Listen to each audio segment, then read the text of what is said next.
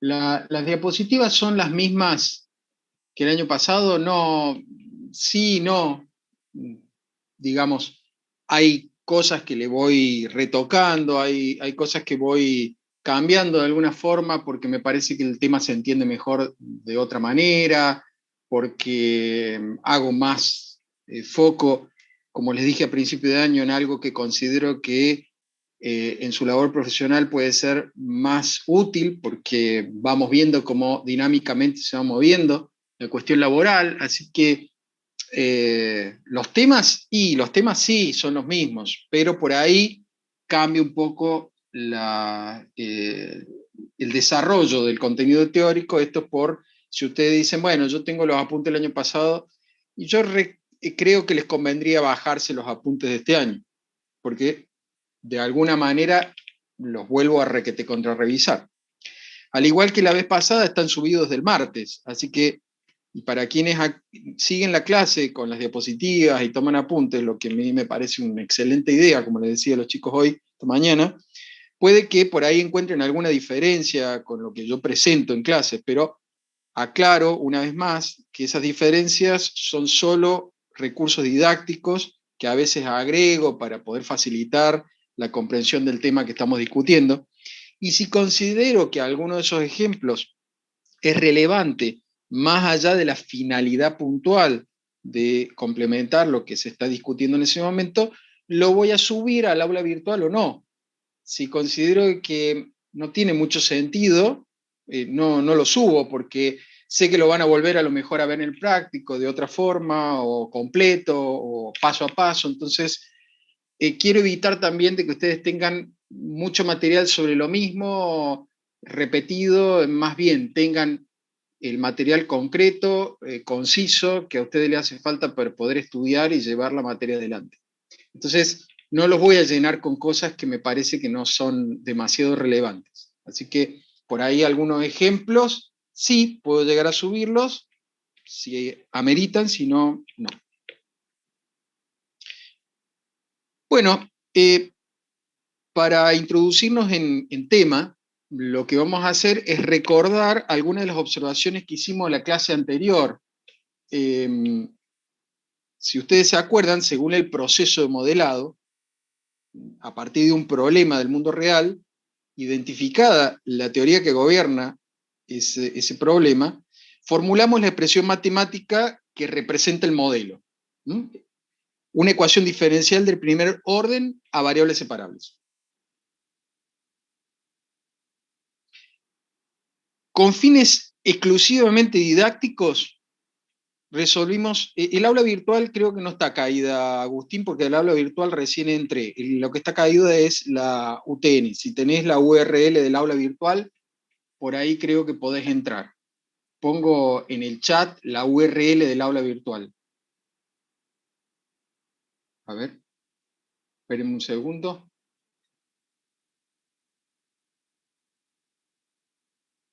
Por lo menos al aula virtual yo puedo entrar, pero sí es cierto a la página de la facultad no. Esa es la URL del aula virtual. Fíjate si podés entrar ahí. Si no, bueno, sí, efectivamente van a tener que pasarse las cosas.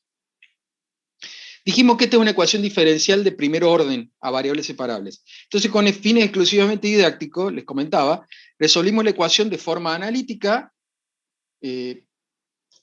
así, y la resolvimos de forma numérica. ¿Mm? Recuerden ustedes que en este curso solo vamos a resolver el modelo con métodos numéricos. Derivadas, integraciones, ese tipo de cosas para resolver un modelo no vamos a aplicar. Vamos a aplicar eventualmente alguna derivada integral que haga falta para el método numérico, ¿sí? Pero hasta ahora lo que hemos visto es un método simplemente algebraico. Con ambas soluciones, nosotros calculamos la velocidad del paracaidista desde el instante inicial hasta los 10 segundos cada 2 segundos. Obtuvimos la primera columna con la solución analítica y la segunda con la solución numérica. ¿Para qué hicimos esto? Para comparar ambas soluciones. Esto no lo vamos a hacer siempre. Esto es para comparar. Y en la comparación, obviamente, hicimos un gráfico, porque la comparación es evidente si la graficamos. Y vemos en el gráfico que hay un intervalo de tiempo para el cual ambas soluciones parecen alejarse entre sí, la una de la otra, a partir de un punto inicial que coinciden. Y luego, lo que pasa es que no se alcanza a ver en este gráfico porque está graficado hasta los 10 segundos, pero si uno graficase más, lo vería, estas dos curvas tienden a volver a encontrarse porque tienden a la velocidad de equilibrio. Pero esto depende exclusivamente del problema, de las condiciones del problema. Lo que sí vamos a ver en la mayoría de los casos es que entre una u otra solución habrá una distancia. Esa distancia, esa diferencia, que por ahora nosotros la vamos a tomar como una distancia, es lo que nosotros vamos a interpretar en una primera aproximación como error. El objetivo justamente de la clase de hoy es estudiar algunos de los conceptos básicos de la denominada teoría de errores. Aquellos conceptos que nos van a permitir reconocer cuáles son los factores que influyen en el error de una medida tanto directa como indirecta. Ya vamos a ver de qué se trata. Claro, el problema que motiva el estudio que estamos haciendo hoy es que muchas veces es difícil, si no imposible, por decirlo de alguna manera, determinar exactamente el error que se comete en una aproximación. Ya van a ver que eso a veces no se puede hacer. Es por esto que la mayoría de las veces lo que nosotros vamos a tener que hacer es estimar más o menos el error que creemos se está cometiendo. Hay técnicas, por supuesto, matemáticas, hay mucha matemática detrás para fundamentar esta estimación y para darle validez a esa estimación. No es que nosotros vamos a tener un número porque se nos ocurra, pero van a ver que en la mayoría de los casos es muy difícil decir exactamente me estoy equivocando en tanto. No sé, porque para eso tendría que saber cuál es el valor verdadero, y ese es el problema. Muchas veces el valor verdadero no se conoce, o no se puede conocer. Ya saben, a veces no hay solución analítica, por ejemplo. Perdón, me ahogué. Una nota al pie que me gustaría, como le decía esta mañana, al curso de la mañana, que quiero que quede absolutamente claro en este punto, es que las soluciones numéricas son tan buenas como las analíticas. O sea, a mí me gustaría que ustedes dijeran, ah, pero una solución numérica por ahí es media aproximada, más o menos. No, no, no. Yo lo que quiero que ustedes se den cuenta, y eso es lo que voy a tratar de mostrarles, aunque ya lo tienen esto que les voy a mostrar enseguida, es que una solución numérica, el hecho de que sea aproximada no implica que el error, justamente esta distancia a la solución analítica, no lo pueda achicar por debajo de ciertos valores, tanto como yo quiera. De hecho, fíjense, esto es un extracto de la guía 1 que está subida también, y si lo han leído, en buena hora, y si no, le pido que la lean porque a medida que voy subiendo guías van a haber modificaciones respecto de guías del año anterior. Tienen algunos ejercicios más explicados, modelos más desarrollados. Mi intención es cada vez no hacerle, como digo, más masticada la materia, pero darle a ustedes más herramientas. Entonces, lean las guías, no se queden con cosas viejas, porque para eso uno trabaja, para acercarles cosas que les resulten a ustedes más fácil de entender, ¿no? Entonces, con fines didácticos en esa guía, y se ilustró el proceso de modelado, fíjense, vuelvo a repetir si no lo han hecho, y obtuvimos una solución analítica y una solución numérica. Y yo programé la solución numérica y publiqué en la guía la parte del programa que corresponde a la solución numérica. Y con 1.000.000 de iteraciones, el paso indica 1.000.000 de iteraciones, porque la cantidad de iteraciones que se hicieron, digamos, con este paso fueron 1.000.000, obtuve un valor numérico, este es el valor que sale de la aplicación de la fórmula numérica, que es exactamente igual al valor analítico. Este está calculado con la computadora y usando la fórmula analítica, en donde aparece el exponencial, y como si ustedes la ven, es bastante impresionante la fórmula analítica. Y he obtenido la velocidad de los 10 segundos con 6 cifras decimales, exactamente igual con un método u otro. Quisiera que esto a ustedes les dejara bien claro que al menos empíricamente se puede demostrar, porque esto no es una demostración matemática, pero empíricamente se puede mostrar que las soluciones numéricas son tan buenas y tan confiables como las analíticas. De hecho, la computadora tardó 736 milisegundos, ni siquiera tardó un segundo para hacer ese cálculo y obtener esta solución. En conclusión, si yo no hubiese podido obtener una solución analítica, puedo confiar en una solución numérica sin ningún problema. Como verán, es tan buena como la analítica. Dicho eso, entonces ustedes pueden quedarse tranquilos que todo lo que vamos a estudiar a lo largo de este año no se trata de cosas que, bueno, más o menos, para aplicar en esos casos del más o menos. No, no, son tan buenas como las analíticas, tienen sus ventajas y sus desventajas, y eso ya lo dijimos en la clase anterior. Retomando el hilo de nuestro estudio, volviendo al concepto de error, según la teoría de errores, los errores deben poder identificarse. ¿Eso qué quiere decir? Que tenemos que poder saber de dónde vienen. Eso es identificar. Y pueden provenir de redondeos, de truncamientos o ser parte inherente de un proceso de medición. Los errores de redondeo, voy a explicar cada uno de ellos, pero todo esto está en el chapra. En la bibliografía que les he subido, ahí lo pueden leer eventualmente si hay alguna cosa que les gustaría aclarar un poco más o anotar mejor una definición. Lo pueden leer en el chapra. Pero los errores de redondeo se deben a que una computadora o una calculadora solo puede guardar un número finito de cifras en un cálculo. ¿Y qué hacen estos aparatos con las cifras que no pueden guardar? Bueno, contemplan una función para afectar con el menor error posible el resultado debido a este problema de representación numérica. Es decir, si una calculadora solamente trabaja con 8 decimales, bueno, si un número es más grande, es decir, tiene más decimales que 8, y bueno, ahí ya tengo un problema en el cual el último decimal viene redondeado.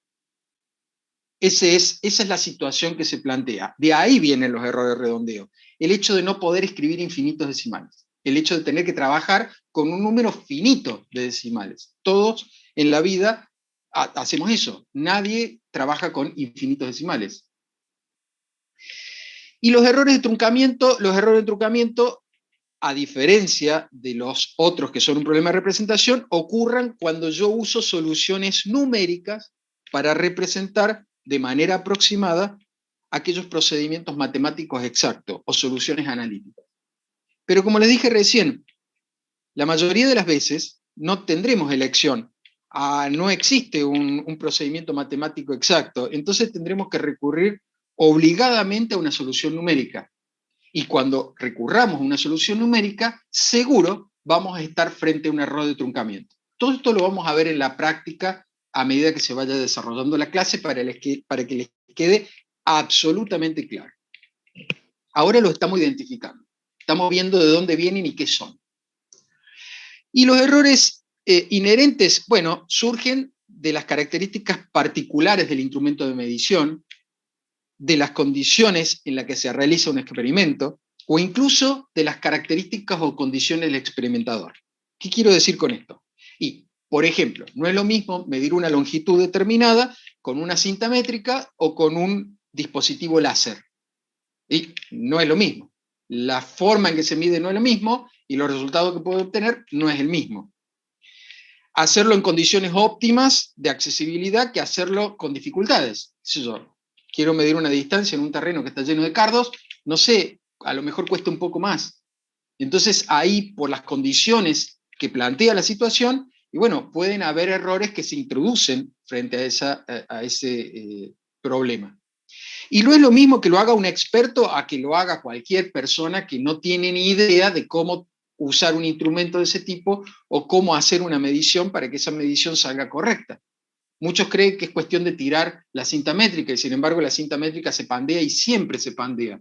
Es un efecto físico y ahí le estoy agregando unos milímetros de error. Pero muy poca gente sabe eso y hay veces que tiran solamente la cinta métrica.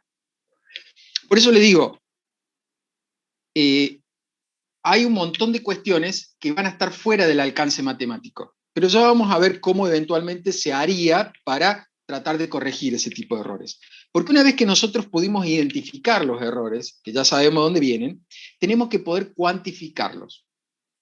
¿Qué quiere decir eso?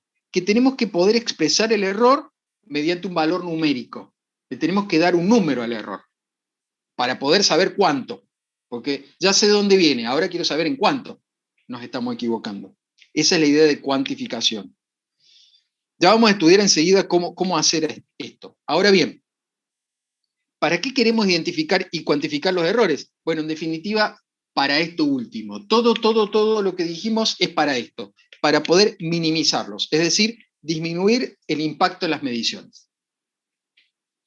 Enseguida también vamos a ir estudiando algunas técnicas para minimizar algunos de estos errores, pero en general, los errores de redondeo, si uno se preguntara cómo hago para disminuirlo, y bueno, aumento la cantidad de cifras que puedo guardar en mi dispositivo. Eso, obviamente, disminuiría el error de redondeo. ¿Y el de truncamiento? Bueno, aumento la cantidad de términos que incorporo en el cálculo. Enseguida, casi al final de la clase, van a entender esto que les estoy diciendo. A medida que yo puedo ir aumentando la cantidad de términos que involucro en el cálculo, entonces disminuyo el error de truncamiento. Y los inherentes, parece que esos están fuera del control, bueno, pero capacitando al personal, mejorando las condiciones de la medición, las condiciones experimentales, buscando un instrumento mejor para medir. Hay muchas formas de disminuir también esos errores inherentes. Son cosas muy importantes. Lo que está en esta filmina, no, son dos cosas distintas, Gonzalo. Ahí, justamente, esa pregunta que vos haces, la voy a ir respondiendo, me voy a acordar de vos, tal vez no de tu nombre, porque a medida que avance me voy a ir olvidando, pero sí me voy a acordar de la pregunta y voy a hacer referencia a esta pregunta. Pero no es como lo mismo. Ya van a ver que disminuir uno no necesariamente disminuye el otro. O sea, no están como vinculados. Ya van a ver que son realmente distintos y son formas distintas de trabajar. Pero sí, no hay problema. Vamos a ir respondiendo. A mí me gusta que ustedes hagan preguntas, pero por ahí yo algunas preguntas, lógicamente, voy a decir, si me espero un cachito, y no porque me sienta interrumpido, sino porque me parece que es más claro si las contesto en el momento oportuno. Pero sí háganla para acordarme de decirlo, eventualmente. Está. Esta filmina, digamos, esta diapositiva, no filmina, esta diapositiva es quizás una advertencia para su labor profesional.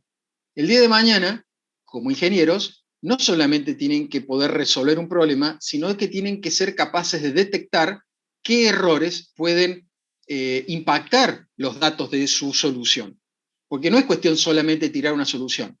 Tengo que saber cómo esos errores alteran la medición o cómo debo tener en cuenta los errores cometidos o los errores de redondeo, truncamiento inherentes para el resultado que yo estoy buscando a la solución de un problema.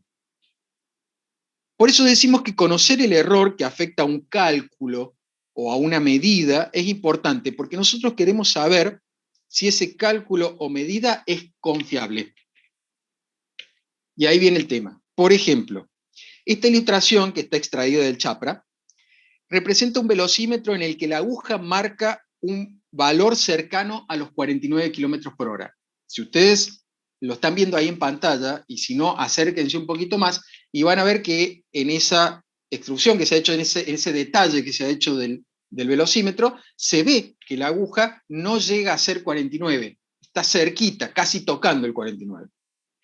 Entonces, si alguien viene, y ahí presten mucha atención a lo que voy a decir, porque este quizás es el meollo del problema que uno tiene que tratar de resolver. Si alguien dijese, el vehículo viaja aproximadamente, utilizo esa palabra, a 49 kilómetros por hora, todos los que estamos aquí en esta sesión estaríamos de acuerdo con esa afirmación, diríamos que esa afirmación es confiable, porque lo que dijo es una verdad sin discusión, aproximadamente 49 kilómetros, es cierto, está diciendo la verdad. Entonces estamos todos de acuerdo y confiamos en lo que nos está diciendo esa persona. Ahora viene otra persona y dice que en realidad el vehículo viaja a 48,9 kilómetros por hora. Ahí es donde entonces empezamos todos con una pequeña duda y nos preguntamos cómo hizo esa persona para hacer semejante afirmación. ¿Por qué 48,9 y no 48,8 o 48,94 o 48,97? ¿Me explico? O sea, ¿en qué se basó esa persona para decir 48,9? Y el que estaba cerquita. Sí, bueno, pero también podría haber dicho 48,95 y dijo 0,9. Ese es el problema. Claramente esa segunda afirmación no es confiable. Yo no puedo confiar en 48,9. Sí confío en aproximadamente 49, pero en 48,9 no. Y el problema no está en la confiabilidad de los dos tipos que me dijeron, que me dieron ese dato. El problema está en el instrumento. O sea, es un problema instrumental. Por eso decimos que ante estas observaciones, vamos para poder definir primero cómo resolver el problema instrumental, tenemos que dar una definición, y la definición que vamos a dar es el de cifra significativa, justamente lo que titula esta parte del tema que estamos discutiendo. El concepto de cifra significativa es aquel que dice que las cifras significativas de un número son las que aportan información y que pueden utilizarse con confianza. Como verán, es una definición muy sencilla. Uno puede preguntarla en un examen o lo que sea. Entonces es una definición muy sencilla. Lo que pasa es que en la definición, como ustedes pueden ver, hay palabras resaltadas. Esas son palabras muy importantes que no pueden faltar en la definición. No me pueden dar una definición con sus palabras sin que esas palabras particularmente o sinónimos muy precisos estén en la definición. Y además es necesario que las puedan explicar. O sea, que ustedes me puedan decir qué quiere decir eso. Entonces, para que ustedes me puedan explicar, lo vamos a hacer. O sea, veamos cómo se explican esas palabras, cómo se explica esa definición. Miren, acá tenemos otra ilustración que representa una medición directa. ¿Qué es una medición directa? Una medición directa es la que yo hago directamente aplicando el instrumento sobre el objeto que yo quiero medir. Por ejemplo, tengo un objeto que subo a una balanza, lo peso y miro cuánto me da la balanza. Esa es una medición directa. O, por ejemplo, pongo una regla para poder comparar la graduación de la regla con el objeto que quiero medir su longitud. Esa es una medición directa. ¿Está? Entonces, esto representa una medición directa del largo de una línea con una regla. Fíjense que he ampliado ahí la sección de interés para que se vea con claridad qué es lo que está pasando. Observamos que el largo de la línea celeste, miren ahí la ilustración, está entre los 29 y los 30 milímetros. Entonces, afirmar que el largo es de 29,5 milímetros ya provoca desconfianza. Porque entramos de nuevo en lo mismo. Ustedes si miran y se acercan y miran y miran y miran, ustedes me dicen, sí, está casi a la mitad o está justo en la mitad. Pero podría haber cualquiera acá en la sesión que podría discutir y decir, en realidad está como un poquito pasado, u otro lo podría ver como que le falta un poquito para llegar a la mitad. O sea, estaríamos en una discusión de si es 29,4, 29,5 o 29,6. Entonces, eso les da la pauta a ustedes de que decir que esa línea mide 29,5 milímetros y no es confiable. Lógicamente es una medición poco confiable, es discutible. Entiendan que poco confiable es cuando yo tengo que discutir porque no me convence en una palabra. Entonces, cuando se trata de un instrumento de medición, de ahí viene el punto, si el instrumento es analógico, como el caso de la regla o del velocímetro que vimos recién, se estila a tomar la mitad de la menor división del instrumento. Ahí hay algunas controversias. Yo les cuento que hay alguna rama de la ciencia que dice que en realidad hay que tomar la menor división, no la mitad, la menor división. Y hay otros que apoyan a la idea de la mitad de la menor división. Cuando a mí me lo enseñaron, hace mucho tiempo atrás, me dieron teoría de errores en física, me dijeron la mitad de la división del instrumento. El Chapra dice la mitad de la división del instrumento. Yo lo sé así, acordamos con Chapra, entonces vamos a aprenderlo así. Pero aclaro esto porque por ahí ustedes dicen, pero yo leí fulano de tal que dice y hace todo un desarrollo y una demostración de por qué debería ser. Bueno, es una cuestión de convención, no hay un acuerdo generalizado, entonces nosotros vamos a tomar una postura. La postura que vamos a tomar nosotros es que si el instrumento es analógico, vamos a tomar la mitad de la menor división. Si el instrumento es digital, tomamos el último dígito. Un dígito, no la mitad, el último dígito. Si es digital, el último dígito. Porque en un instrumento digital hay precisión en ese sentido, hay otras razones, que mecánica, otras cosas que no tiene sentido discutir en la clase de hoy. Si alguien quiere, lo discutimos después. Pero en un analógico también es fácil de, como quien dice, apoyar la afirmación de decir, no, vamos a tomar la mitad de la menor división. Bien, dicho eso, ¿por qué queremos tomar la mitad de la menor división del instrumento en el caso analógico? Porque queremos establecer lo que se llama un intervalo de confianza. Justamente queremos darle confianza a esta medida que así como está, no es confiable. Entonces, vamos a definir intervalo de confianza. Esta definición también es importante, porque el intervalo de confianza, fíjense lo que dice, es un rango de valores, es un intervalo, es un rango de valores entre los que yo estoy seguro que se encuentra el valor verdadero, que a veces es difícil o imposible de determinar exactamente. Yo no sé exactamente cuánto vale, pero sí sé que está allá adentro. Esa es la cuestión de intervalo de confianza. Si yo te puedo definir un intervalo en donde yo te aseguro y te garantizo 100% que el valor está allá adentro, ya es suficiente como para dar a alguna veracidad o validez a la medida. Entonces, fíjense, en nuestro caso, la menor división de la regla es 1 milímetro. La mitad, medio milímetro. Entonces, decir ahora que la línea mide 29,5 más menos 0,5, permite afirmar, fíjense, que esta longitud se estima exactamente, miren lo que acabo de decir, se estima exactamente a mitad de camino, entre los 29 y los 30 milímetros, con un error en la estimación que acabo de hacer de medio milímetro. O sea, que la longitud verdadera de la línea celeste se encuentra en algún punto entre los 29 y los 30 milímetros. Lo que acabo de decir, ¿es cierto? Sí, es cierto. Se encuentra en algún punto entre los 29 y los 30. Lo que pasa es que yo estimo que se encuentra muy cerca de 29,5. Ahora es confiable. La estimación, a lo mejor no es la misma estimación que daría otro, pero mi estimación es confiable porque te estoy diciendo, yo estimo 29,5 y te doy el error de más o menos medio milímetro. Con lo cual, ahora vos confías en mi medición. La podés asumir, la podés tomar y saber que esa medición es confiable en un intervalo de 1 milímetro, un intervalo total de 1 milímetro. Por eso es muy importante que a partir de ahora ustedes, no solamente en su vida profesional, sino en cualquier otra materia, no tiren un resultado así como así. Si el resultado está afectado por un error, porque surge de una medida, entonces hay que tener en cuenta cuál es el error del instrumento que yo usé para tomar la medida. Entonces hay que agregarlo a un informe.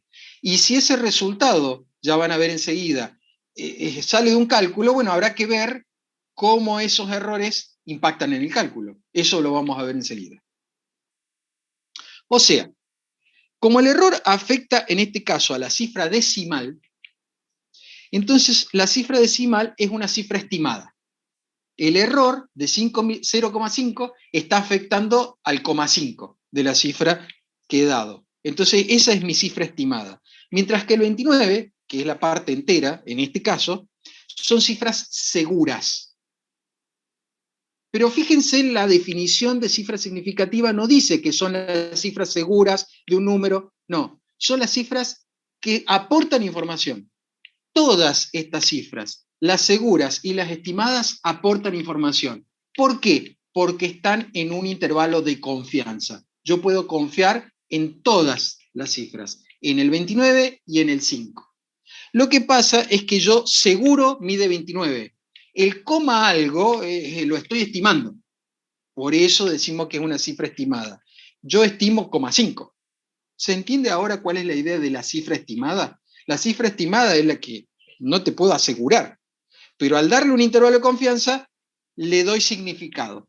Por eso aparece ahora como cifra significativa. Bueno, a ver si entendimos. Miren, uno podría preguntar aquí, ¿cuántas cifras significativas tienen estos números? No es necesario que contesten en el chat. Claro, las cifras significativas son todas las que me dan información. 29,5 les da información. Sí, porque ustedes dicen 29,5 quiere decir que la línea está a mitad de camino entre 29 y 30. O sea que el 0,5 les dio información. Sí, claro, porque es significativo. ¿Se entiende, Eduardo? O sea, la idea es preguntarse ese tipo de cosas. En esta materia, yo realmente, la pregunta es excelente, ¿no? Pero invito justamente a que se den cuenta que en muchos casos hay que aplicar un poco de sentido común y uno preguntarse, porque eso es lo que ustedes deberían hacer cuando estudian. Es muy cortita la materia realmente para estudiarla. Entonces, cuando ustedes estudian, deberían preguntarse ese tipo de cosas, decir, ah, claro, ahora entiendo por qué son significativas, porque ¿realmente me dieron información o no me dieron información? Entonces, ahí viene el punto. Entonces, eso es lo que se entiende como cifras significativas. Genial. Ahora, como dije, no es necesario que me contesten en el chat porque me gustaría que le dieran la posibilidad a todos de pensar. Pero fíjense, después ustedes lo piensan y se fijan si aciertan. Presten atención al primero de estos 4 números, al primero. Si yo les preguntara cuántas cifras significativas tiene este número, ustedes podrían decir, y 4. Si se les ocurrió decir 4, está correcto. Ahora, ¿por qué 4? Porque la regla, no se preocupen que esto va a estar en la guía práctica, estas reglas las voy a escribir en la guía de trabajo práctico, porque la regla en estos casos es que los ceros a la izquierda, para allá, la izquierda, acuérdense, es para allá es la izquierda. Entonces, a la izquierda del primer número distinto de 0 no son significativas. Eso quiere decir que esos ceros no significan nada. Pero están antes de la coma, después, no importa. No importa si están antes o después de la coma. Todos los ceros que están a la izquierda del primer valor distinto de 0 no significan nada. No aportan ninguna información. No son significativos. Por lo tanto, acá tengo 4 cifras significativas. Las 4 cifras distintas de 0. En el segundo caso, este segundo número, ¿cuántas cifras significativas tengo? Bueno, si dijeron 4, ahí está clarísimo, porque son todas distintas de 0, es como muy fácil. Eso es muy, muy sencillo de darse cuenta. De haber dicho otro número, entonces ya no entendemos nada. Pero el tercero, puede haber ahí alguna disidencia. Si yo les pregunto cuántas cifras significativas tiene el tercero, entonces yo le diría 6. ¿Cómo? Yo hubiese pensado 3, porque son distintas de 0. Bueno, la regla, les dije, miren el primer número. La regla era si los ceros estaban a la izquierda del primer número distinto de 0. Pero si a mí me dan un número con ceros puestos, y ya van a ver, lo van a entender mejor en un par de filminas más. Si me dan, o en la próxima filmina, si me dan un número con ceros puestos después de la coma, esos ceros sí son significativos. Los ceros que yo agregue después de la coma son significativos. Aunque esto eche por tierra lo que ustedes pensaban de lo que le enseñaron en el secundario, estamos hablando de otra cosa, estamos hablando de dígitos significativos, no estamos hablando de si tienen valor matemático o no, estamos hablando de dígitos significativos. Sí, aportan información, y te voy a explicar por qué aportan información. Supónganse que yo hice una medida y obtuve 45, midiendo con una regla. ¿Me siguen hasta ahí? 45. Entonces yo les digo 45. Bueno, pero 45 o 45 cerca de 45,1 o 45,2, 45,5, 45 y medio, 45 ¿cuánto, profe? ¿Le dio justo 45? Mira, si yo te lo pongo así, 45,0, desde un punto de vista de medición, no desde un punto de vista matemático, desde un punto de vista de medición, ahora ese 0 es significativo. ¿Por qué? Porque ahora sabés que yo medí 45 clavado. Antes no lo podía saber. Si yo no hubiese agregado el 0 a la derecha, no se sabía que había medido 45 clavados. Cuando agrego el 0, que es significativo, lo estamos diciendo en este caso que está acá, es clavado. O sea que acá es 38,5000, no 5534 o 5002 o 5003, no, es 5000. Ese es el objetivo de agregar ceros, darle significado a el número que es exacto o no, o qué tan cerca estoy de un valor certero, exacto. No sé. ¿Se entiende? Ahí está, genial, buenísimo. Y con el 4, y bueno, ahí con el cuarto, ahí me van a decir ustedes, con el cuarto, entonces deben ser 4, me van a decir ustedes, porque estamos hablando de lo mismo. El 0 me está diciendo que es clavado. Bueno, lamentablemente con el 4 podría ser 1, 2, 3 o 4. Ahí ya me quemaron los papeles. No, miren, te voy a explicar. Otra vez, la regla que dice, ustedes las van a tener bien claras las reglas. Miren, terminar de entender esto requiere un tiempo de relectura, reflexión, van a haber ejercicios en la guía de trabajos prácticos muy, muy sencillos que tienen como objetivo comprender en definitiva este tema. Pero no es un tema trivial. Así que si les duele un poco la cabeza con todo lo que les estoy diciendo, es natural, es normal, no se preocupen. Esto va a requerir un tiempo de decantación. Pero veamos acá por qué puede ser 1, 2, 3 o 4. Lo anterior se entendió, porque por como me preguntó Gonzalo, y yo hice este ejemplo que está acá, creo que se entiende por qué agregar ceros después de la coma son significativos. Pero acá, ¿por qué no son todos entonces significativos? Porque la regla dice que son los ceros después de la coma. La regla dice que son los ceros después de la coma. Estos ceros, a menos que yo lo indique, a menos que yo indique que se trata de una medida de miles o una medida de centenas o de decenas, o sea, yo tengo que aclarar de qué se trata esa medida para saber cuántos de estos ceros realmente son informativos. Porque si no tengo datos del problema, no lo puedo saber y hay ambigüedad. Entonces hay una manera muy sencilla de evitar la ambigüedad, y es el de usar una notación científica. El uso de notación científica es muy común en la ingeniería.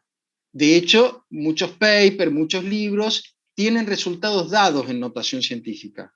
La notación científica es algo que ustedes, en teoría, deben manejar, pero si no, yo se los dejo en esta diapositiva y solo mirándolo se van a dar cuenta inmediatamente cómo he transformado todos estos números a notación científica. Pero el objetivo de la notación científica, fíjense si bajaron la diapositiva ayer, acá hay un error que me quedó de un tipeo que me quedó con 4.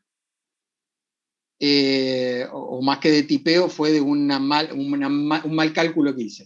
Acá me quedó un 4 y acá también. En realidad debe decir 3. Ahora está subida la filmina con esa corrección. Pero aviso por la duda que tenga alguno una filmina bajada de ayer. Se baja de nuevo la filmina y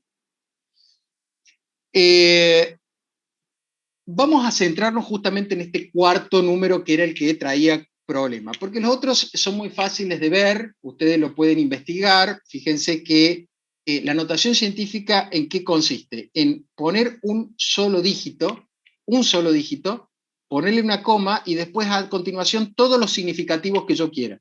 Todo lo que ponga a continuación son los significativos. Y luego voy a multiplicar por 10 a la algo. Ese 10 a la algo normalmente me da a dónde debería estar la coma originalmente. Si yo transformo este número a notación científica, pongo 1, y como la coma la corrí en realidad 5 lugares, pongo 10 a la menos 5. Entonces, si yo quiero reconstruir este número que está en notación científica, es 0,0000. Y una calculadora ponen la letra E, pruébenlo después y vean que una calculadora lo da perfectamente bien en notación científica. Ahora, cuando yo escribí esto, voy a borrar la corrección, la observación de la corrección. Cuando yo escribí esto así, cuando yo escribí 6 por 10 a la 3, 6 por 10 a la 3, en este caso es 1000. 6 por 1000 son 6000. O sea que 6 por 10 a la 3 me está diciendo que todos estos tres ceros son importantes y están considerados en mi notación científica. Por lo tanto, este número tiene 4 cifras significativas. El 6 y estos tres ceros. Si yo hubiese puesto 6 por 10 al cuadrado, hubiese sido 600. 16 por 10 al cuadrado, 600. Por lo tanto, hubiese tenido 3 cifras significativas. Si yo hubiese puesto 6 por 10 directamente a la 1, entonces es 60, y hubiese tenido 2 cifras significativas. Entonces el problema de cuántas cifras significativas hay cuando estos ceros no cumplen la regla que ya mencionamos en el primer caso o en el segundo, se dirime fácilmente utilizando la notación científica. Otra vez, van a tener ejercicios en el práctico, ustedes van a hacer esos ejercicios y van a decir, ah, ya está. Cuando hicieron 4 o 5 ejercicios, se van a dar cuenta, son muy poquitos, muy sencillos, se hacen en 30 segundos, y ahí entonces van a terminar de cerrar el concepto de notación científica. Pero no es tan sencillo. De todas formas, nosotros no vamos a utilizar notación científica a lo largo de la materia. Y ustedes me van a decir, ¿por qué entonces lo explico? Y lo explico porque es parte de la representación numérica que estamos estudiando en este momento. Pero lo que sí nos importa es entender el concepto de cifras significativas, porque eso sí lo vamos a trabajar mucho. Pero antes de volver sobre este tema, repasemos un par de conceptos importantes que debemos estudiar antes, que son los de exactitud y precisión. Miren, para entender estos conceptos, Chapra ilustra esto con un cuadro en el que se muestran 4 situaciones diferentes de disparos sobre una diana, un blanco. Eso es una diana, ¿no?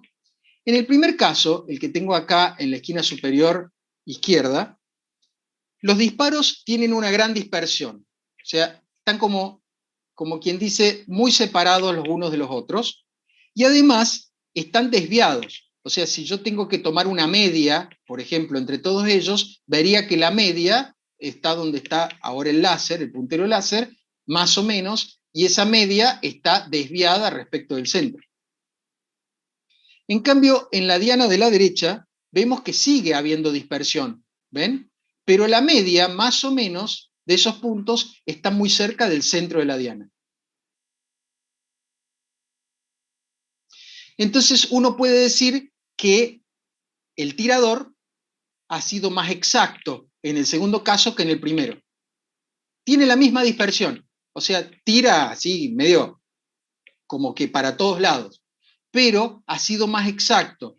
En promedio está más cerca del centro que este.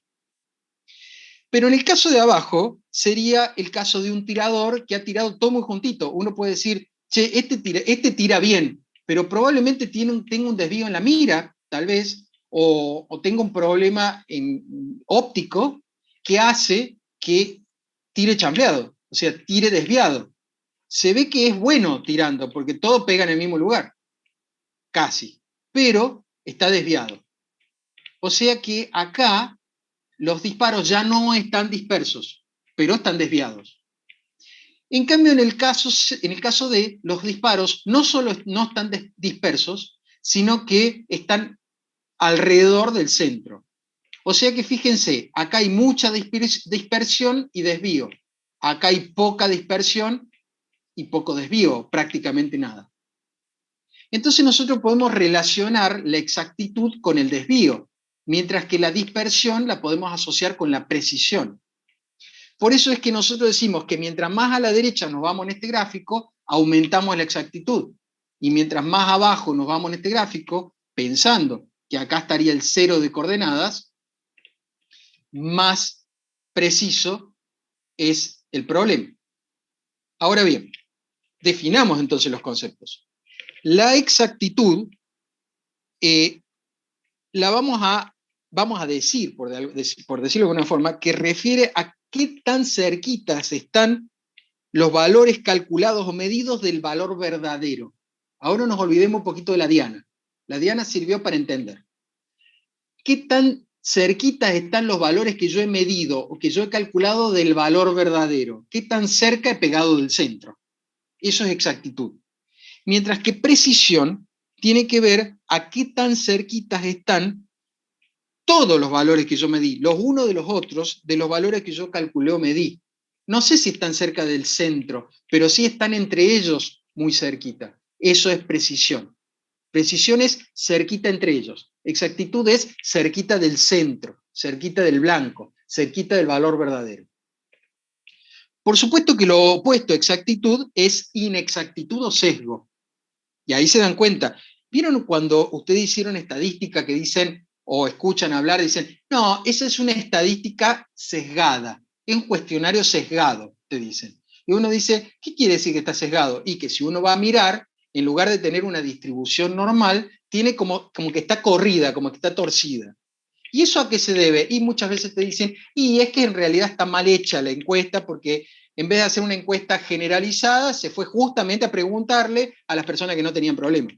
Entonces está sesgada la encuesta. Bueno, esa es una encuesta inexacta, está corrida, no imprecisa, inexacta.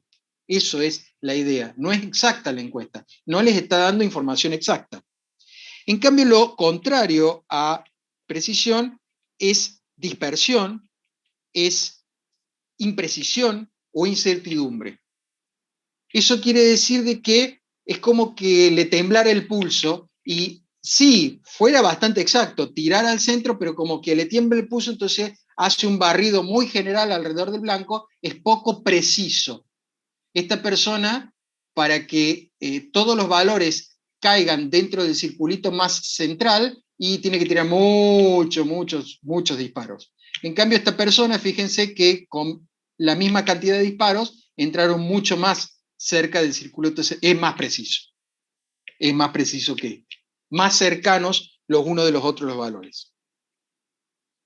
Por supuesto que al aplicar, ¿por qué estamos viendo esto? Porque nosotros al aplicar modelos numéricos, lo que nosotros queremos lograr es la máxima precisión y la máxima exactitud. Porque por el contrario, estamos frente a un error. Por eso es que nosotros estamos estudiando este concepto, porque la inexactitud o la imprecisión involucra errores en mi medición. Un comentario al margen, escuchen bien, a ver, todo lo que están ahí mirando para otro lado, están atendiendo otra cosa, dejen el teléfono, escuchen bien, porque lo mismo que dije esta mañana. No me pidan que repita lo que voy a decir ahora porque no lo voy a repetir. Si no suena a que solamente les interesa escuchar lo que yo digo que voy a tomar en un examen. Y lo que yo hablo, bueno, estamos en otra cosa. O sea, decepciona. Imagínense, hablo, pero cuando digo, esto lo voy a tomar en un examen así, como es, repita, entonces me dan ganas de matarlo. Porque entonces quiere decir que lo demás no le interesó si se escuchaba o no se escuchaba. Entonces no lo voy a repetir, lo voy a decir una sola vez. En un examen suelo pedir mucho este tema de exactitud y precisión.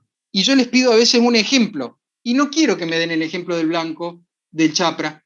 No quiero que me lo den. Y ustedes me van a decir, pero está en el chapra. Sí, pero yo les aclaro ahora. Pero un ejemplo pavo, es un ejemplo tonto, es un ejemplo que da la sensación de que te lo aprendiste de memoria y ya está, y no sabes cómo se aplica.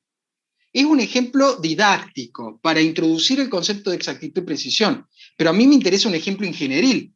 Entonces ustedes me van a decir, bueno, pero usted nunca dio uno. Sí, voy a dar uno ahora. Por eso lo voy a dar una sola vez y no lo repito.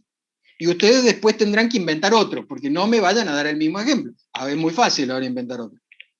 Supónganse un dispositivo que pesa barras de caramelo, que salen de una cortadora. Si las barras tienen que pesar 200 gramos, ese es el valor que tienen que pesar las barras de caramelo, y salen de la cortadora, y voy pesando las barras que salen de la cortadora, escuchen bien, peso la primera 210,1, peso la segunda 210,3, peso la otra 210,2, peso 210,3, 202,4. Entonces, ¿qué es lo que pasa? Yo puedo asegurar que la cortadora es precisa, porque todos los valores están muy juntitos, 210,1, 210,3, 210,4, 200, es precisa, es bárbaro, la cortadora funciona en corte, es requete contra precisa, pero es inexacta. porque yo quería 200 gramos, no 210. Todas las barritas están desviadas del valor exacto, del valor verdadero de 200 gramos. Entonces la cortadora no es exacta, pero es precisa.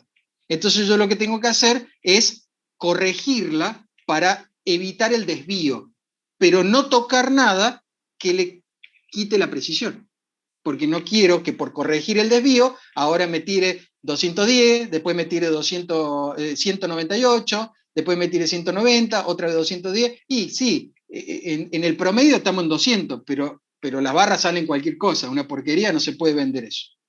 Por eso es que nosotros queremos que la exactitud y la precisión sean lo mejor posible, la máxima posible. Ahí tienen un ejemplo claro que cambiándolo lo pueden utilizar. Muy bien, vemos ahora algunas definiciones, porque ya hemos dicho un montón de cosas, entonces ahora tenemos que entrar a algunas definiciones y también quiero que presten mucha atención porque noto en los exámenes parciales y en los exámenes finales que hay mucha confusión al respecto. Pero voy a tratar de explicarlo para que se aleje toda confusión de nosotros. Teniendo en cuenta que el error es una distancia, y dije así con esa palabra y esa forma de decirlo, distancia, para que se acostumbren a que un error siempre es positivo. El día que ustedes me den un error negativo, te tengo que decir, no entendiste nada de la materia, directamente no entendiste nada. Un error nunca, jamás es negativo. Un error es positivo. ¿Por qué? Porque un error es una distancia y no existe en la distancia negativa.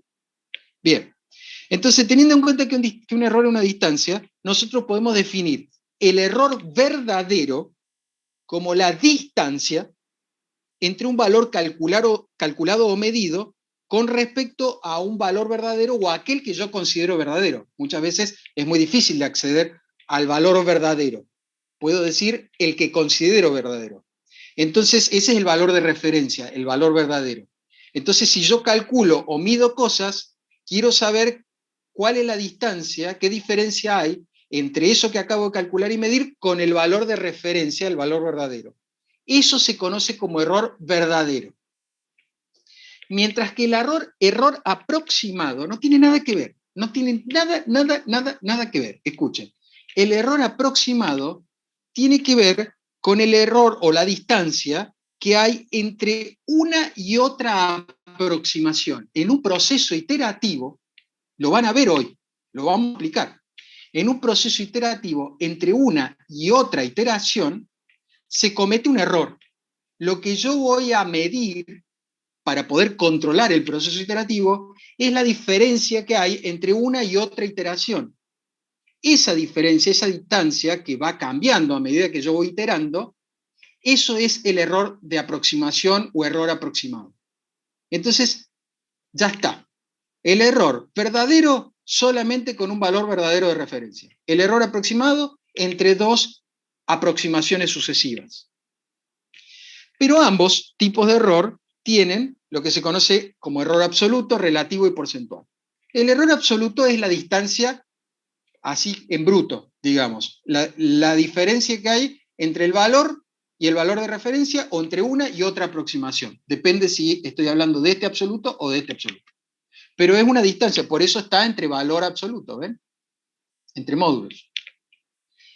Pero muchas veces, y yo utilizo siempre este ejemplo, muchas veces el valor absoluto no me dice nada. Porque yo les digo, me equivoqué en 10 centímetros. Y ustedes me van a decir, ajá, bueno, pero ¿10 en qué? ¿Se equivocó de 10 en qué? Ya les digo, me equivoqué 10 midiendo el escritorio de mi casa. Uy, 10 centímetros y estaban midiendo el escritorio. Horrible la medición. Mida de nuevo, me van a decir ustedes. Pero si yo le digo, me equivoqué en 10 centímetros midiendo la distancia de la Tierra a la Luna, te van a decir, está bárbara, la medida es espectacular. En 10 centímetros nada más se equivocó. Yo hubiese pensado que se iba a equivocar en más. Entonces, fíjense cómo el 10 centímetros solo como error absoluto no tiene ningún sentido, no tiene ningún significado real. Pero cuando dije en relación al escritorio o en relación a la distancia Tierra-Luna, dije relativo a algo. Entonces el error relativo es el error absoluto relativo al valor de referencia verdadero o al valor nuevo, porque a mí me interesa saber la aproximación siguiente. Esa es la referencia. Siempre cuando aproximo quiero ver si la siguiente es mejor. Entonces la referencia es el valor nuevo, la aproximación siguiente. Ese valor es muy importante y normalmente es el error que uno da. O sea, uno no tira un error absoluto, porque un error absoluto, como ya les dije, no sirve para nada. Uno normalmente tira el error relativo. Es más, uno normalmente tira el error porcentual, que no es más que el error relativo que acabo de calcular por 100, en los dos casos. ¿Por qué? Porque el error porcentual, de alguna manera, me va a decir cuánto o qué proporción es la que el error ocupa respecto de la magnitud total. Por ejemplo, si yo este ejemplo también lo hago todos los años, pero porque me parece que es muy claro. Si yo les digo que me den todos 1.000 pesos y que tienen un 90% de posibilidades que yo les devuelva 10.000, a todos los que me den 1.000 hay un 90% de probabilidades que yo les devuelva 10.000. Ustedes me van a decir, 90%, ahí les di un error porcentual, ustedes me van a decir que 1 de cada 10 va a perder. Pero ustedes agarran y dicen, bueno, tan mala suerte puedo llegar a tener yo para que sea justo el 1 de cada 10. Entonces, en general, uno se arriesga. Porque el error relativo me está dando ahora información, y más el porcentual, para rápidamente entender cuál es la proporción en juego. Pero de la misma forma, si yo le digo, bueno, ¿cuántos están conectados? 103. Hay 103 cohetes que van a salir a la Luna, pero hay un 90% de probabilidades de llegar, porque hay un 10% que va a explotar en piso nomás, en tierra. O sea, ese es el error que hay en la construcción de los cohetes. Entonces te van a decir otra vez, 1 de cada 10 ni siquiera va a despegar. Pero como ahora la probabilidad es, me juego la vida, ustedes ese porcentaje ya les pesa mucho más que el porcentaje de recién.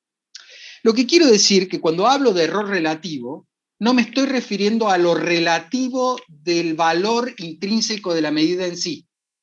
Me estoy refiriendo a lo relativo del error respecto de la medida.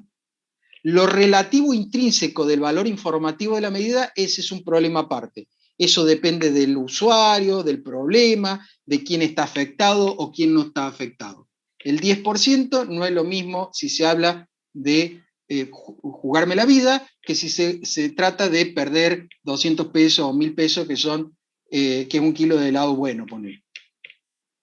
Entonces, lo que quiero decir con esto es que lo relativo no lo relacionen con la relatividad de lo informativo, relaciónenlo con en relación a qué me estoy equivocando, a este valor verdadero o a este valor de la nueva aproximación. Repito, para que quede ya absolutamente claro, los errores verdaderos solamente se pueden calcular si ustedes cuentan con un valor de referencia, el verdadero o aquel que consideran verdadero. De lo contrario, los errores que ustedes van a poder calcular como errores de aproximaciones entre una y otra surgen de procesos iterativos, y esos son errores aproximados. Digo esto, y con esto cierro, porque por ahí se confunde que dicen error aproximado, y todos son errores aproximados si estamos hablando de aproximaciones. No, no, no. Hay errores verdaderos y errores aproximados. Ya sabemos qué son unos y qué son otros. Esa es una cuestión de nomenclatura y no podemos zafar de eso. Van a haber también varios ejercicios sugeridos en el práctico para que ustedes entiendan bien estos conceptos. Por eso les digo, mírenlo a los prácticos. Aún aquellos que están recursando y están haciendo nueva la materia, yo sé que para algunos puede ser un plomazo que uno les cambie los prácticos, pero el objetivo no es ponerles, digamos, un palo en la rueda. El objetivo es darles más herramientas, más información que uno va detectando año tras año que mejora el entendimiento y la comprensión de ustedes. Entonces aprovechenlo, incluso los que están recursando. Aprovechenlo porque bien les va a venir. Bueno, ¿qué pasa cuando las medidas no son directas? Ya sabemos que es una medida directa. ¿Qué pasa cuando las medidas no son directas? A ver. Bueno, veamos esta filme. lo voy explicando paso a paso. No sé por qué acá se me rompió, se suponía que tenía que salir de a poquito para que yo lo vaya explicando, pero bueno, no importa. Las medidas que no son directas, miremos acá, las medidas que no son directas son aquellas que se obtienen mediante cálculo. O sea, yo no puedo medir directamente el área del rectángulo. Lo que yo puedo medir directamente es este lado y este lado. Cuando yo mido con una regla este lado, tengo este error, y cuando yo mido con una regla este lado, tengo este otro error. ¿Cómo llego a esos errores? No importa. Depende del instrumento de medición, depende de quién midió, depende de muchas cosas. Pero vamos a suponer que el experto midió esta medida con su error, o sea, midió la medida en un intervalo de confianza, en una palabra, para A y para B. Y ahora yo tengo que medir el área de este rectángulo. Ahí tengo que hacer un cálculo indirecto. Entonces, lo primero que hago es el cálculo que yo sé del área. El área es largo por ancho, A por B.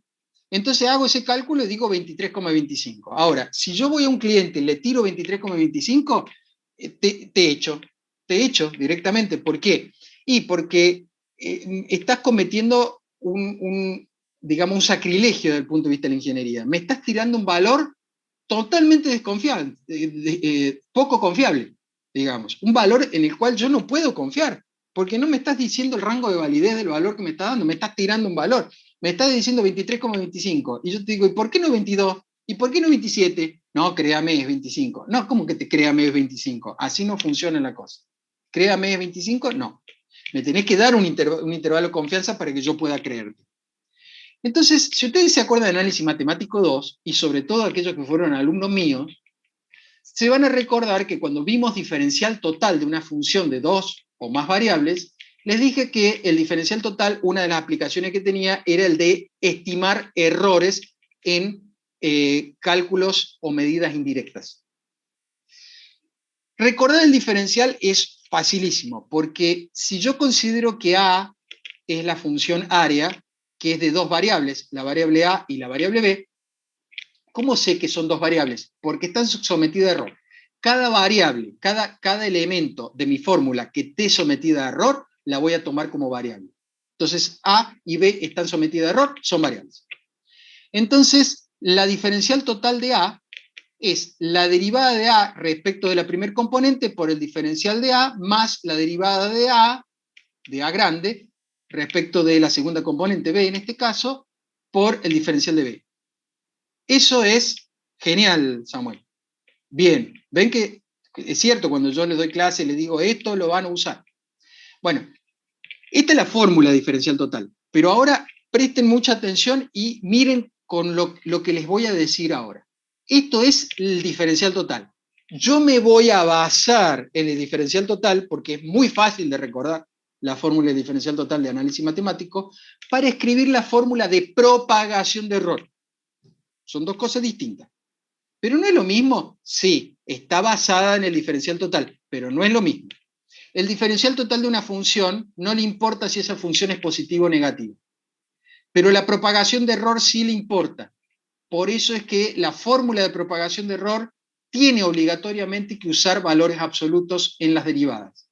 Si ustedes no ponen valores absolutos, no me están dando la fórmula de propagación de error, me están escribiendo la fórmula del diferencial total, que no es la fórmula de propagación de error. A ver si se entiende.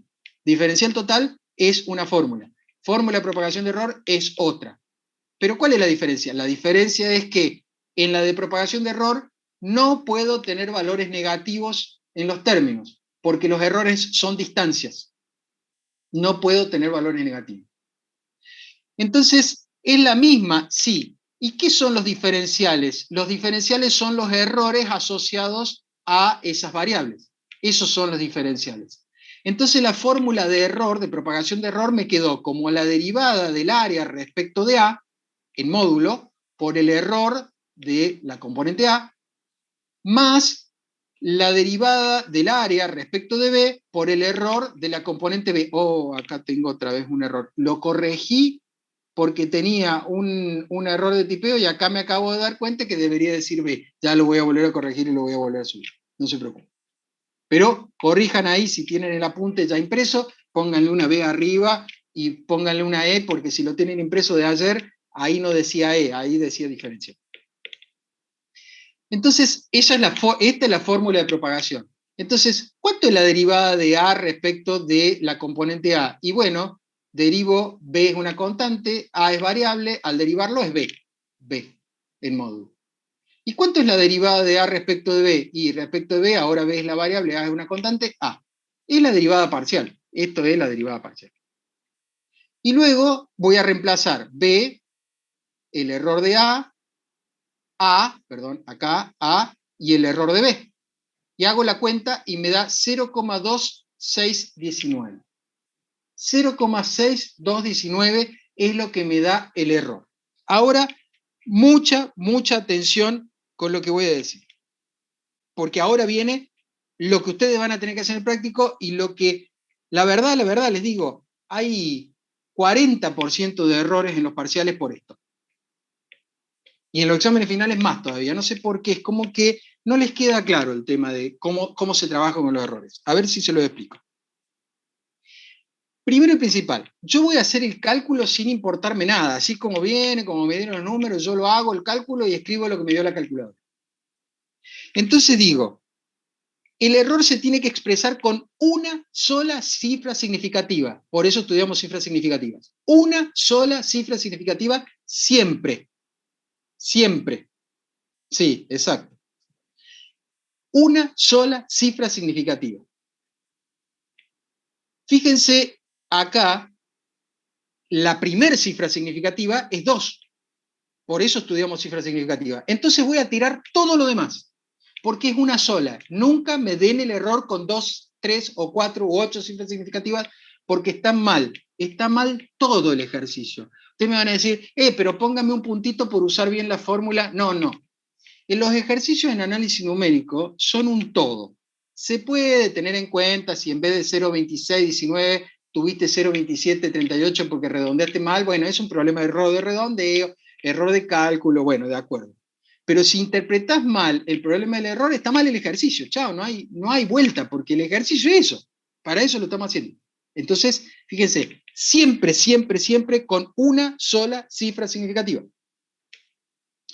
Entonces, ¿qué hago con lo que tiro? Y lo que tiro tengo que tener cuidado, porque tengo que usar redondeo simétrico. Enseguida les voy a contar qué es redondeo simétrico. Ahí les voy a contar lo que dice Luciano. Tiro redondeo simétrico, ¿de acuerdo? Se lo voy a contar en la próxima filmina, lo que dice Luciano. Ahí tenedlo en cuenta, Luciano. Redondeo simétrico es, si el valor es más grande, es 5 o más grande de 5, lo que voy a tirar, entonces voy a sumar 1 a la izquierda. En este caso, como es 6, lo que sigue, sumo 1 a la izquierda. Entonces, en definitiva, el error me queda con una sola cifra significativa, pero 0,3. Y si me equivoco y eso no lo hago, está mal, porque te estoy dando el procedimiento. 0,3 definitivamente es el error. Ahora, y recién ahora que yo ya tengo el error, que es el que sale de haber aplicado estos valores en mis cálculos sujeto a estos errores que están acá, el error propagado por esto es 0,3. Miro el valor que obtuve del cálculo directo, indirecto, del área. Y yo digo, si el error me dio con un solo decimal, ahora siempre voy a tener con una sola cifra significativa, pero puedo tener con más decimales, porque puede ser 0,0003. Entonces miro cuántos decimales tiene el error. El error tiene un solo decimal. Entonces yo voy a hacer que esto tenga un solo decimal.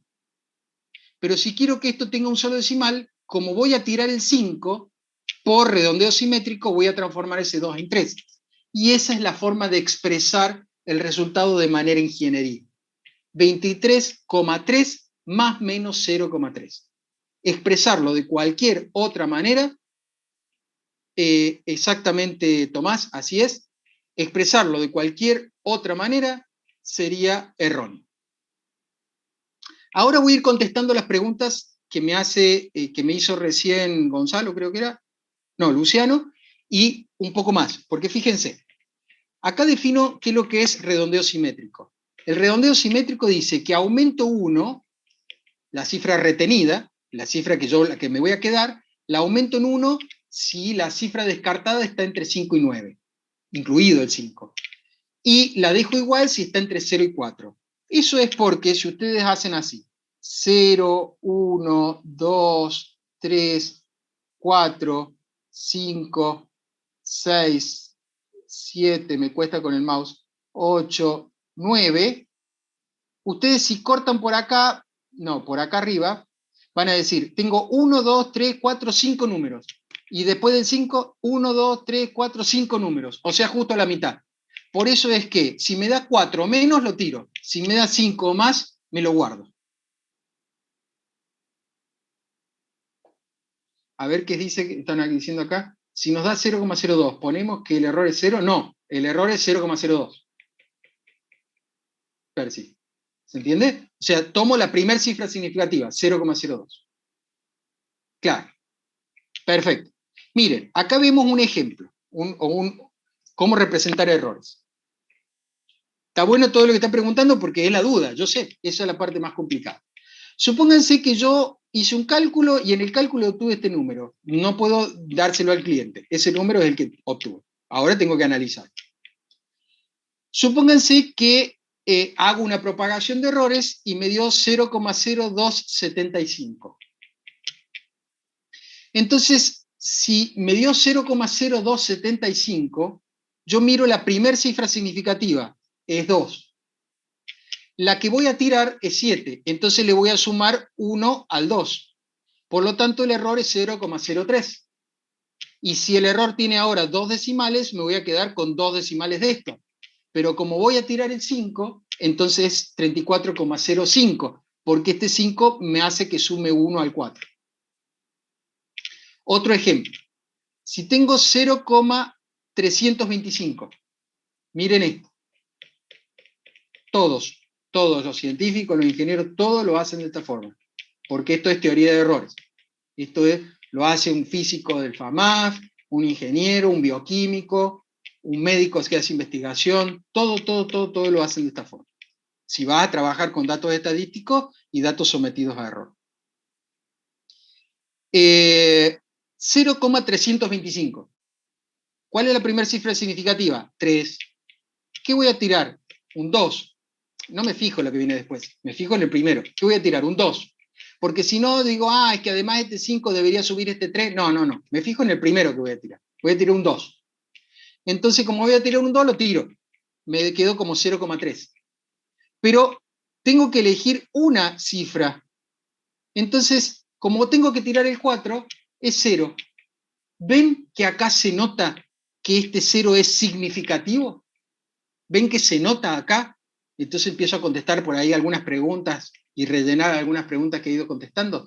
Se nota que ese 0 es significativo, porque el error me le está dando significación.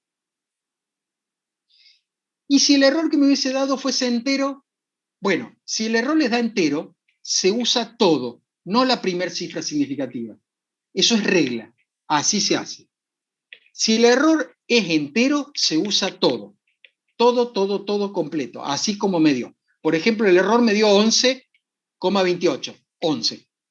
Me dio 11,95, 12. Me dio 11, 11. O sea, tomo toda la parte entera. Si el error ya me dio con parte entera, tomo toda la parte entera. Y eso significa que me voy a quedar solo con la parte entera del número, 34. Entonces, la representación es 34 más menos 11. Otra vez, este tipo de cosas, yo sé, no es fácil. Esto van a hacer ejercicios en el práctico, van a tener ejercicios para hacer, y eso les va a permitir a ustedes entender cómo funciona la cosa. Sí, cómo no. Juan, lo que pregunta Juan, vamos a borrar un poquito esto. Supónganse que yo obtuve 34,045, este número de cálculo.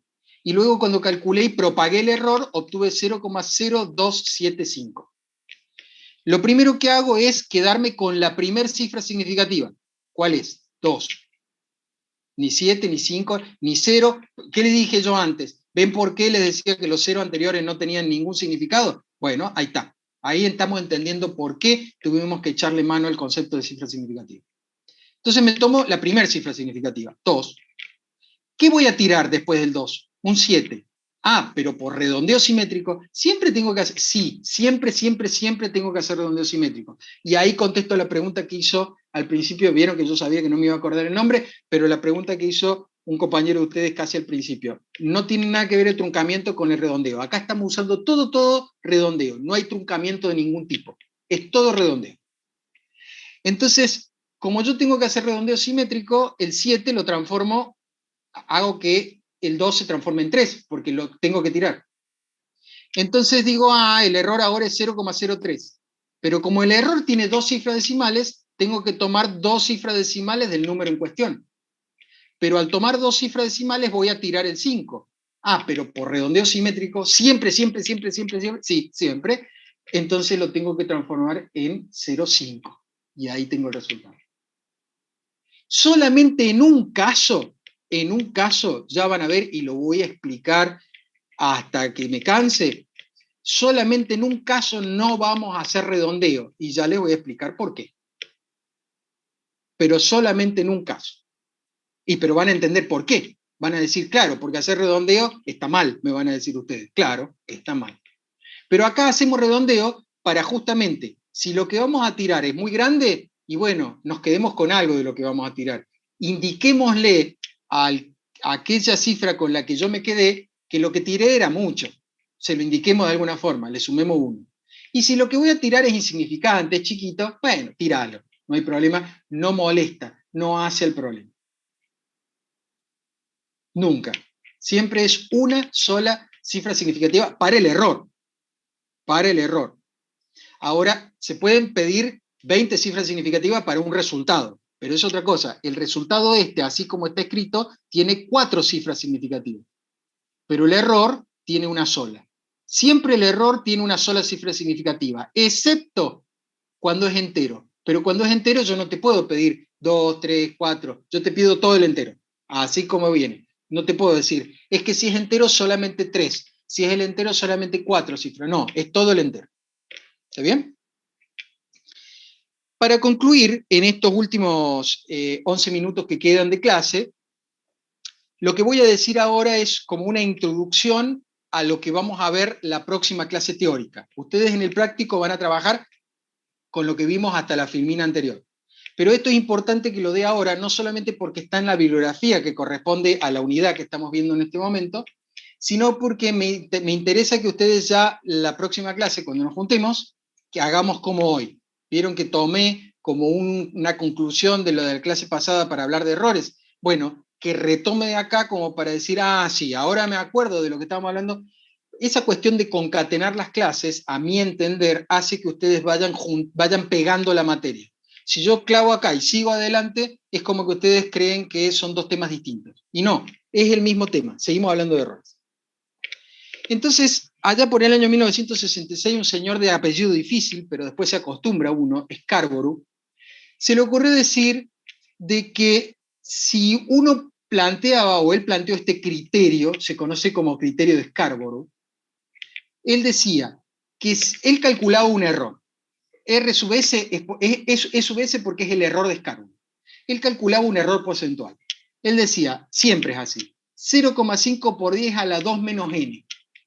Ese n que aparece ahí es la cantidad de cifras significativas que yo quiero tener correctas en un número. Téngame paciencia, se lo voy a explicar. Cuando yo quiero hacer un cálculo con un método de aproximación, que podría hacer con un método exacto, yo quiero que mi método aproximado me dé tan bueno como el exacto. Entonces, cuando yo miro el resultado que daba el exacto, yo digo, quiero que este método numérico sea tan bueno como el exacto en 8 cifras significativas. O sea, yo quiero que 8 cifras me den correctas, me dé exactamente igual al exacto. Entonces, este n es justamente la cantidad de cifras significativas correctas, la cantidad de cifras significativas que yo quiero que sean exactamente iguales a las que daría una calculadora o una computadora. Ahora entienden qué es este n. Entonces Scarborough se le ocurrió decir, bueno, yo les voy a dar un criterio para que ustedes puedan hacerlo y lograr ese objetivo. Si ustedes dicen que quieren 8 cifras significativas, lo meten en esta fórmula, ponen 2 menos 8, eso le va a dar menos 6, entonces eso le va a dar 0,000005. Si ustedes consiguen un error de aproximación, no error verdadero, un error de aproximado, si consiguen un error de aproximación porcentual, porque es un por ciento, si ustedes consiguen un error, eso es un por ciento, entonces si ustedes consiguen un error porcentual de aproximación que sea menor al que te digo yo, seguro vas a tener la cantidad de cifras significativas correctas que estás buscando. E incluso más, te dice Scarborough. Probablemente te encuentres, probablemente, no siempre, pero probablemente te encuentras con una más buena. Vos querías 8, yo te doy 9. Por eso se dice que el criterio Scarborough es un criterio conservador. Presten atención, lo voy a repetir porque yo suelo preguntar, ¿por qué el criterio de Scarborough es conservador? El criterio de Scarborough es conservador porque me da al menos la cantidad de cifras significativas correctas que yo le pido. Eso quiere decir que seguro me va a dar esa cantidad y a veces, no siempre, me suele dar una más o incluso hasta 2 más. Es conservador. Él prefiere pecar de que sobra y no de llegar con lo justo. Por eso es conservador. Eso significa que es conservador. Que va sobrado, que te va a dar seguro la cantidad por lo menos que le pediste, y a lo mejor más, para que estemos seguros de que va a ir todo bien. Bueno, veamos un ejemplo de cómo se hace esto, chiquitito. Esto no es necesario que hagamos ningún cálculo, ya no vamos a meter con esto en la próxima clase, pero presten atención. Esto ustedes lo saben, porque lo saben de análisis matemático. No, Antonella, te lo contesto cuando termine de decir esto, y es muy importante la pregunta que haces, te la voy a contestar cuando termine. Esto es una serie de Maclaurin, una serie de Taylor centrada en cero. Vamos a usar, a partir de la próxima clase, repasen, porque vamos a usar series de Maclaurin y series de Taylor. Sí, lamentablemente, la mayoría de los métodos numéricos se basan en aproximaciones de Taylor y Maclaurin.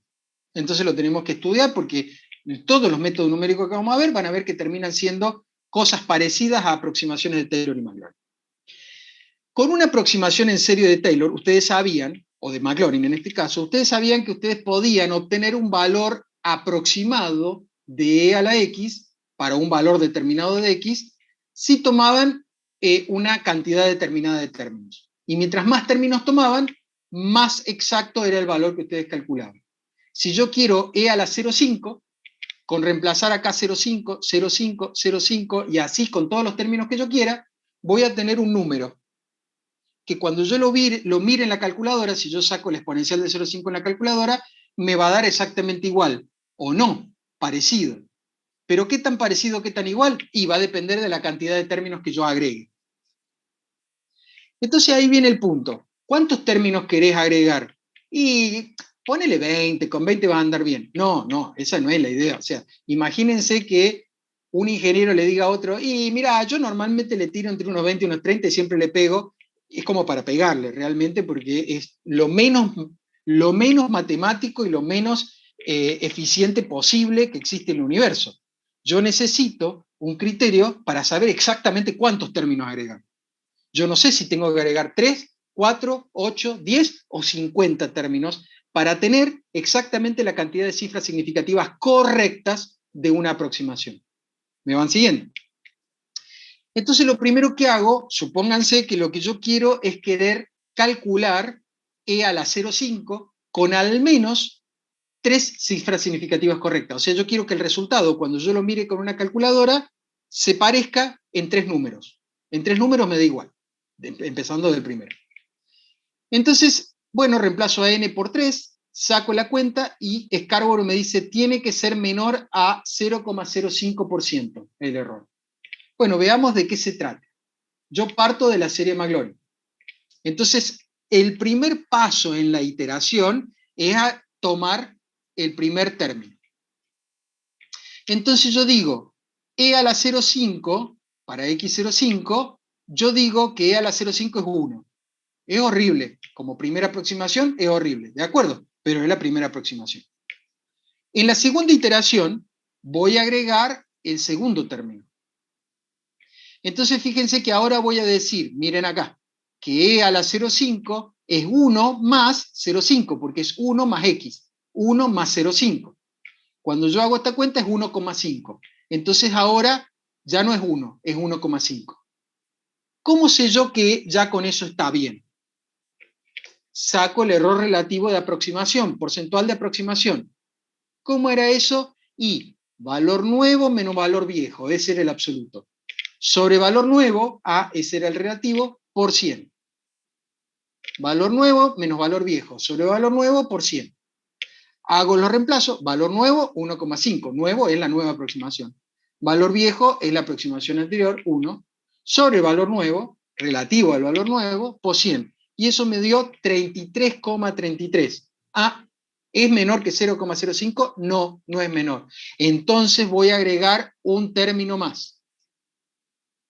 Y ahora voy a decir que e a la 0,5 es igual a 1 más 0,5 más 0,5 al cuadrado sobre 2 factorial. Eso lo tabulo, o sea, lo pongo en una tabla. Yo recomiendo ver el ejemplo 3.2 del Chapra, que está en las páginas de la bibliografía que le he subido al aula virtual. Porque ahí está completo, entonces lo van a ver al ejemplo completo. De todas formas, vamos a trabajar sobre estas cosas en la clase que viene. Pero al agregar un término más, entonces yo tengo acá que sumar a 1, 0,5 y 0,5 al cuadrado sobre 2 factorial y obtener un número, y calcular entre estos dos el nuevo error relativo porcentual, que va a ser más chico, 33,33. Me dio 0,0 menos. Si me dio 0,05 todavía no, porque tiene que ser menor. Scarborough dice menor. Entonces, ¿me dio menor a 0,05? No. Entonces agrega un término más. ¿Te dio menor? Sí, listo. Hasta acá tenías que agregar. Habiendo agregado hasta ahí, suponete vos, no sé cuántos, no recuerdo, habiendo agregado hasta ahí, entonces tenés un valor de e a la 0,5 que si vos lo mirás en la calculadora, va a ser exactamente igual con 3 cifras significativas correctas. O sea que si la calculadora te daba 1,58, 33, 24, vos vas a obtener 1,58, 47, 27. No importa, pero dice 1,58. Las 3 primeras, que son las 3 significativas que vos estabas buscando, son exactamente iguales a la de la calculadora. ¿Se entendió? No, nunca se puede saber de antemano la cantidad de términos. Eso va a depender de la función y hay que calcular paso a paso el error relativo porcentual hasta que baje por debajo del de Scarborough para saber la cantidad de términos. No, no se puede saber, desgraciadamente. A la duda que plantea Antonella, no se arrastra. Yo tomo 0,2. 2 es la primera cifra significativa. Y la que voy a tirar después es 4. Me olvido que lo que sigue después del 4. No importa si después del 4 viene un 9 o viene un 1. Yo tengo que mirar solo el 4 para evitar ese problema, porque si yo redondeas el 4, porque entonces tiro el 6, redondeo el 4, pero ahora el 4 no es 5, entonces sí tengo que redondear el 2, entonces esto no termina nunca más y está mal, porque es como que yo viniese arrastrando redondeos desde el infinito. Imagínense, 9,99999 y es casi 10, pero en realidad, si yo vengo arrastrando los redondeos del infinito, ¿se entiende lo que quiero decir? Entonces, la idea es, no, la primera cifra significativa es la que yo tomo y luego me fijo en la siguiente. Si la siguiente es 5 o más, sumo 1. Si es 4 o menos, la tiro. Bueno, perdón, ya obviamente libero a aquellos que o bien tengan una clase, o bien quieran tomarse la tarde, o estén cansados, por supuesto están completamente liberados. La clase que viene tienen práctico, pero ahora yo me quedo contestando a las preguntas que puedan surgir de esta clase, y recuerden que eventualmente a las 4 de la tarde, dentro de un ratito, doy una consulta por aquel que quiera consultarme algún tema teórico extra o de algún otro curso que quiera ir a asistir a esa consulta. A ver qué otra pregunta hay por acá. Profe, ¿puedo volver un segundo a la fórmula anterior? Sí, claro. a la de Scarborough, supongo que me estás preguntando, Tomás. Ahí está. Lo que sí no sé qué es lo que preguntás respecto a esa fórmula. La dejo ahí, después si encuentro otra pregunta tuya, vemos. Tengo hambre, lamentablemente Samuel, eso no lo puedo solucionar yo, y yo también. Así que enseguida lo voy a solucionar con un sanguchito. El chapra, bueno, a ver, el chapra se consigue en biblioteca y se consigue. A ver si se entiende lo que quiero decir, porque yo sé que están grabando ustedes por ahí, van a decir, uy, mirá lo que dijo, se consigue, chapra se consigue.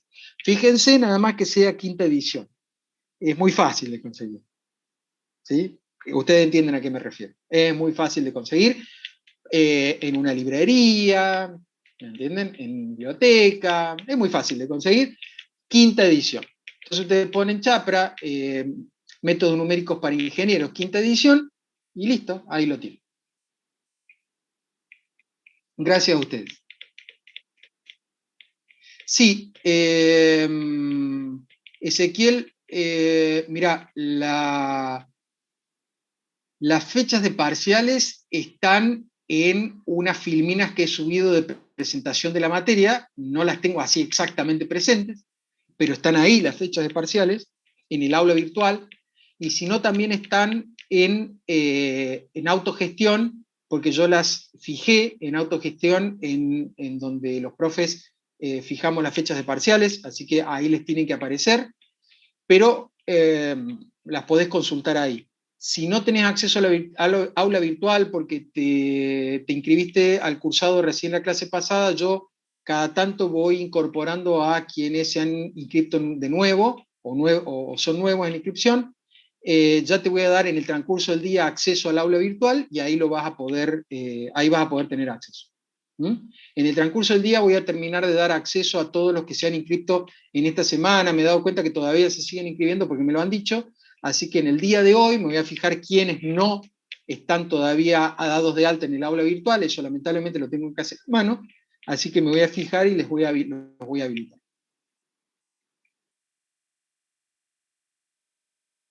No, en la clase de consulta, Marcelo, entra en el aula virtual y donde dice horarios de docentes, ahí tienen un ID que es el mismo que yo uso para todos los jueves. Estas reuniones no son recurrentes, pero las de las consultas sí. Entonces, consultalo de ahí del aula virtual. En el aula virtual están esos IDs y está el enlace, incluso si haces clic ahí con la contraseña deberías entrar.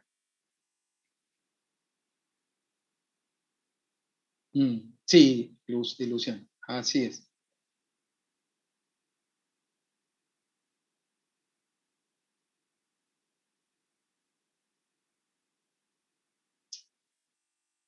Eso, ahí Federico puso las fechas de parcial.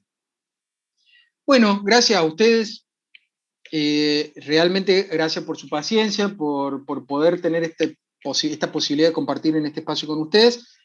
Síganse cuidando, usen el aula virtual, usen los foros. Fíjense qué lindo movimiento ha habido en estos últimos foros. Ha habido colaboración de compañeros de ustedes, con lo cual yo, pero requete contra chocho, pero estoy al tanto de las preguntas que ustedes hacen, estoy al tanto. Dejo un espacio de tiempo, como le dije al principio de año, para ver si alguien aporta, porque me interesa esa interacción.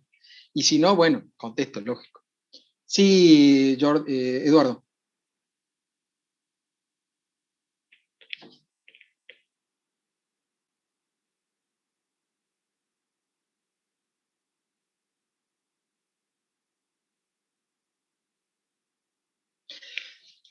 Mira, en general, si uno...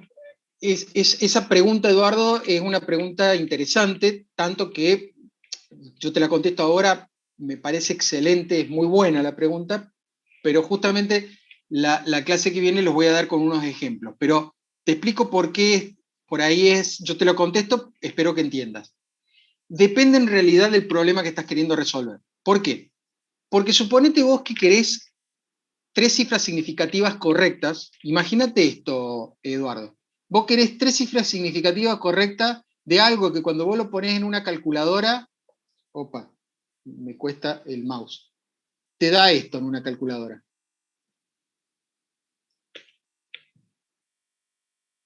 ¿Se entiende? Entonces, en este caso, vos decís, para tener tres significativas correctas, tengo que hacer cálculos con 8 decimales, por lo menos. 8, 9 decimales, como para poder trabajar tranquilo. Pero si vos cuando querés el problema de tres significativas correctas en una calculadora obtenés este valor, por ejemplo, pero vos querés tres correctas, vos querés que se parezca hasta acá, entonces fíjate que con trabajar con 4 decimales ya vamos bien. El problema es ese, Eduardo, que muchas veces pasa así, realmente y desgraciadamente pasa así. Cuando uno trabaja con un método de aproximación, uno arranca por lo menos con 6 decimales como para más o menos mirar a ver de qué se trata. Hace una exploración. Pero cuando vos vas viendo que en realidad el valor que se va modificando está en el sexto decimal, vos decís, me estoy quedando corto con esto, voy a empezar de nuevo, desgraciadamente, trabajando con 10 decimales.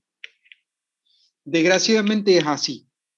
En este tipo de problemas es muy difícil saber de antemano, a menos que tengas una idea del orden del valor que estás buscando. Exacto, exactamente, ese es el tema. Así que, ¿qué recomiendo? Y la verdad que espero que se haya entendido, eso, tenés que explorarlo. Normalmente sí, en los exámenes y todo, nosotros les indicamos la cantidad de cifras para que no tengan ese problema. Pero en los ejercicios prácticos no, para que justamente ustedes solos vean qué problemas tiene trabajar con pocos decimales o con muchos, para que ustedes trabajen así. Claro. Sí, normalmente en métodos numéricos trabajar con 2 decimales es poco. Con los primeros ejercicios está bien porque fueron las primeras prácticas y las primeras cosas que empezamos a hacer con métodos numéricos, pero vas a ver que a partir de la clase que viene, de teórico, y vamos a empezar a trabajar por lo menos con 4. De 4 a 6 sería lo normal de trabajar, porque si no se te van a enchastrar mucho los ejercicios. A usted, saludos también.